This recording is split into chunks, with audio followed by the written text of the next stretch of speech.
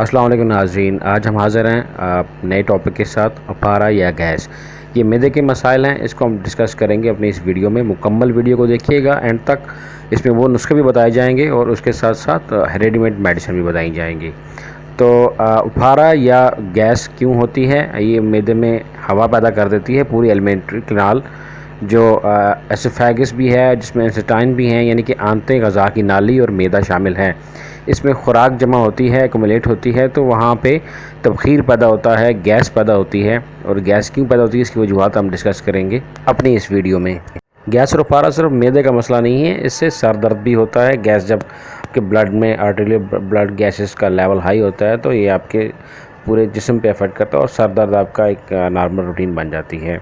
اس صورتحال میں جو موسٹ کامن نشانیاں ہیں، اس میں ڈکار آنا، یا تو ڈکار بہت زیادہ آتے ہیں یا بند ہو جاتے ہیں۔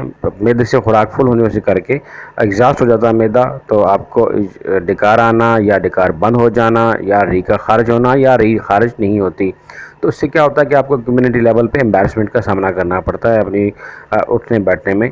تو اس شرمندگی سے بچنے کے لیے آپ اپنی ڈائٹ کو کنٹرول کریں، اور ڈائٹ کو کنٹرول کس طریقے سے کریں گے ہم آپ کو اس ویڈیو میں ڈیٹیل بتائیں گے۔ دہی اور دودھ وغیرہ جو ڈیری پروڈکٹس ہیں، ان کا استعمال آپ کم سے کم کریں۔ اس کے علاوہ جو بیکنگ آئٹمز ہیں، میدا کا استعمال اور بیسن کا، جو کہا جا سکتا ہے کہ ثقیل غذائیں جو دیر ہضم ہیں، جو معدے میں زیادہ دیر ٹھہرتی ہیں، ان کا استعمال کم کریں۔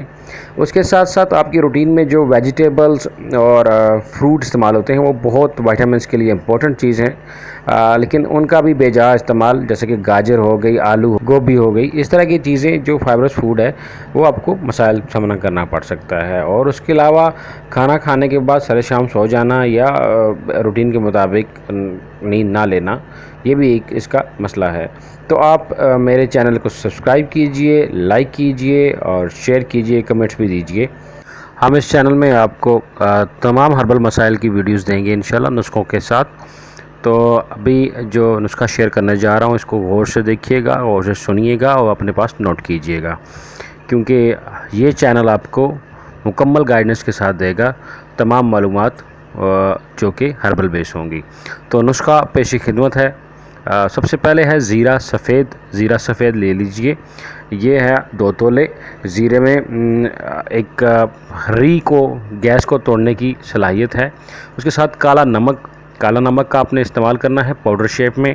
کالے نمک میں ہاضمے کے ساتھ ساتھ اس میں بھوک لگانے کی، یعنی کہ ایپیٹائزر کوالٹیز بھی ہیں۔ اس کے ساتھ آپ استعمال کریں گے پودینہ۔ پودینہ آپ گرین نہیں بلکہ ڈرائیڈ فارم میں استعمال کریں گے۔ پودینہ آپ نے استعمال کرنا ہے 2 تولے۔ نوشادر ہے، نوشادر اس کو بھی آپ نے 1 تولہ استعمال کرنا ہے، نمکیات میں شامل ہوتا ہے۔ اور سنڈ، یہ خشک ادرک، اس کو آپ نے لے لینا ہے 1 تولہ۔ اس کے ساتھ آپ نے لینی ہے سونف 2 تولہ۔ ان تمام چیزوں کو آپ نے کوٹنا ہے۔ یاد رکھیے گا، پھکیوں کے لیے بہترین چیز ہاون دستہ ہے۔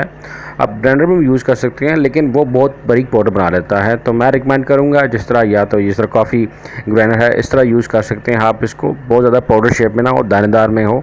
جتنی بھی پھکیاں آگے میں بتاؤں گا آپ کو، جگر کے لیے، معدے کے لیے، آنتوں کے لیے، وہ تھوڑی سی موٹی کوٹی جاتی ہیں۔ تو نسخہ ڈیٹیل میں سنیے گا، لکھ لیجئے، نوٹ کر لیجئے۔ سنڈ 1 تولہ، پودینہ پاؤڈر 2 تولہ، نمک سیاہ 1 تولہ، نوشادر 1 تولہ، زیرہ سفید 2 تولہ اور سونف 2 تولہ۔ ان سبھی چیزوں کو کوٹ لیجئے، صفوف بنا لیں۔ اس کے علاوہ آپ کو ریڈی میڈ ادویات بھی بتائیں گے اسی ویڈیو میں، آسانی سے جو ہربل سٹور سے مل جاتی ہیں۔ جوارش کمونی اس میں سیر فہرست ہے، یہ زیرہ سے بنی ہوتی ہے، کمون زیرہ کو کہا جاتا ہے۔ مختلف کمپنیوں کا اب آپ کو برانڈ اویلیبل ہوگا، آپ جو لینا چاہیں ہربل سٹور سے ملیں گی، آپ ان کو استعمال کیجئے۔ جوارش کمونی ہے، جوارش کمونی، ہمدرد، کرشی اور اجملی، مختلف کمپنیاں ہیں۔ اس کے ساتھ ساتھ ہے جوارش جالینوس۔ جالینوس، حکیم جالینوس کے نام پہ یہ نسخہ ہے اور جوارشہ ہے، اس کو آپ استعمال کیجئے۔ اس کے ساتھ حب تنکا، حب کبد ہے، حب کبد نوشادری، تو یہ نوشادر کا کمپاؤنڈ ہے، حب گولی کو کہا جاتا ہے۔ یہ بھی مختلف کمپنی سے ملتی ہیں آپ کو۔ تو اسی کے ساتھ میری ویڈیو کو کیجئے لائک، شیئر، سبسکرائب، اور انشاءاللہ اگلی ویڈیوز کے لیے ریڈی رہیے گا۔ تھینک یو سو مچ، اللہ حافظ۔